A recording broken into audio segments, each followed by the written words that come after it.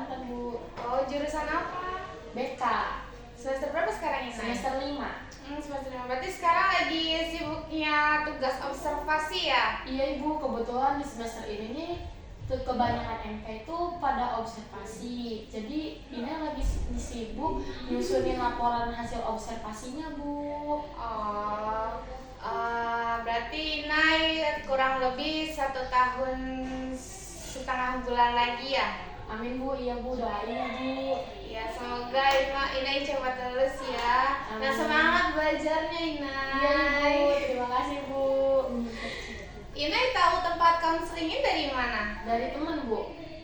Temannya Inai pernah datang ke sini. Iya, kebetulan teman Inai pernah konseling bareng Ibu, dan teman Inai juga merekomendasiin bahwa Ibu Sabrina itu kayak tepat buat Inai mau bercerita gitu, Bu. Oh, terima kasih Inai sudah mempercayai saya sebagai konselor yang Inai pilih.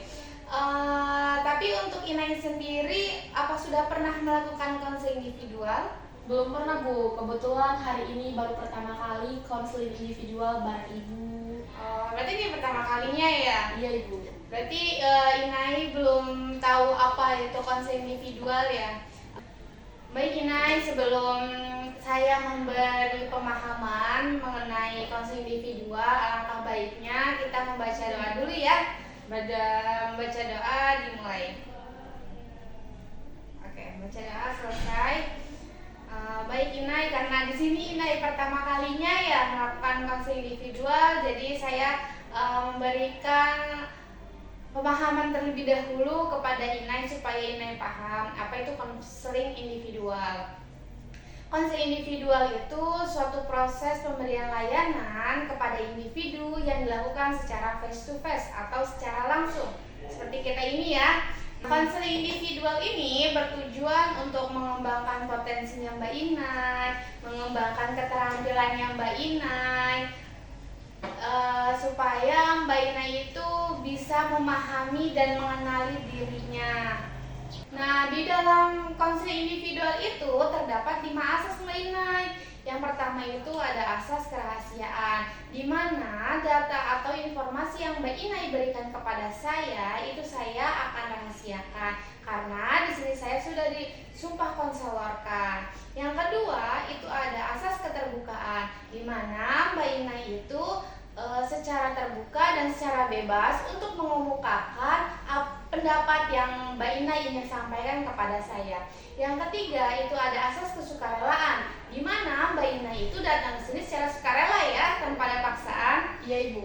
Baik, yang keempat itu ada asas kekinian. Asas kekinian itu merupakan suatu permasalahan yang terjadi di masa lampau dan masih terganggu di masa sekarang gitu. Dan yang terakhir itu ada asas kemandirian, di mana klien itu memutuskan sendiri bagaimana solusinya, memandirikan klien agar klien tersebut sendiri yang mengambil keputusannya. Begitu Mbak Inai, apakah Mbak Inai paham? Siap, paham, Bu. Paham ya? Paham. Oke. Baik, apakah Mbak Inai ingin berbagi cerita kepada saya? Iya, Bu, belakangan ini saya sedang merasakan gelisah, tidak senang dan tidak bersemangat, Bu. Apakah ada yang mengganggunya?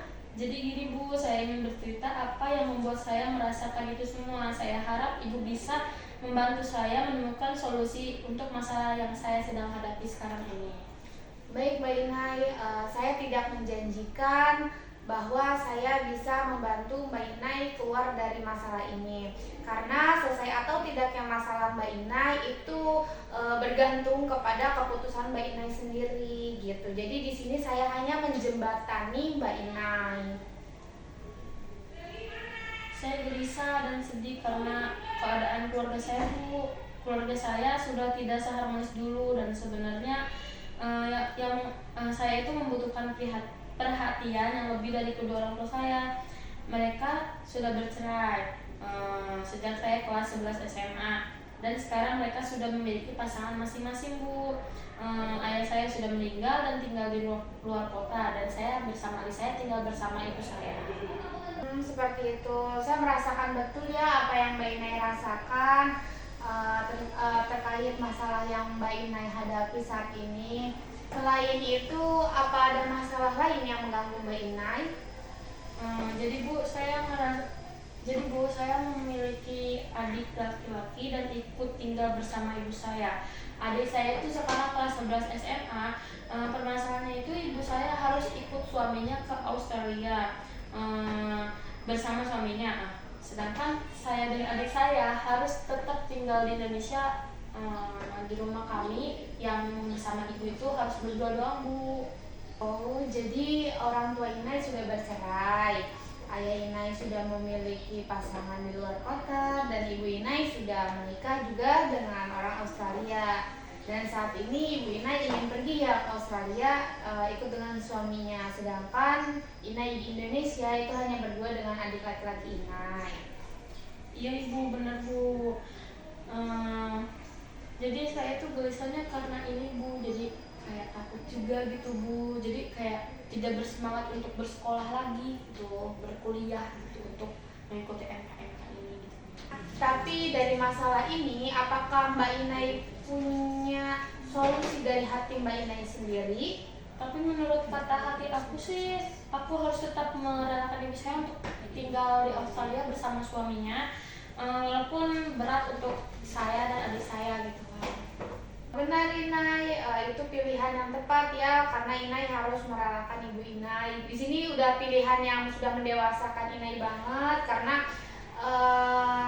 ibu Inai harus merelakan ibu Inai pergi meninggalkan Inai dengan suaminya yang baru. Tapi dengan keputusan tersebut, apakah Inai sudah yakin?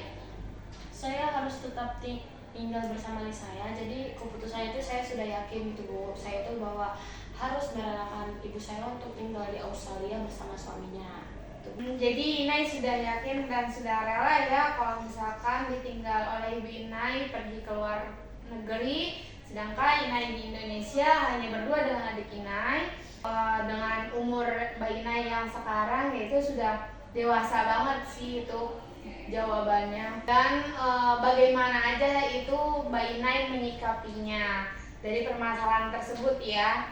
Dari sekian banyak omongan kita, Mbak Inai, apa yang dapat Mbak Inai simpulkan? Jadi kesimpulannya itu aku harus tetap merelakan mama saya tinggal di Australia. Jadi saya harus bisa mandiri, hidup mandiri gitu bersama adik saya gitu Bu.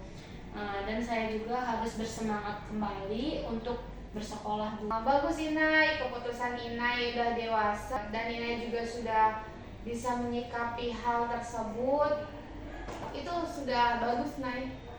Baik Bu, terima kasih sebelumnya sudah mendengarkan saya bercerita dan sudah memberikan semangat sebelumnya kepada ibu yang sudah berkenan untuk mendengarkan cerita aku Bu. Semoga dari permasalahan ini aku bisa menghadapinya dengan mandiri.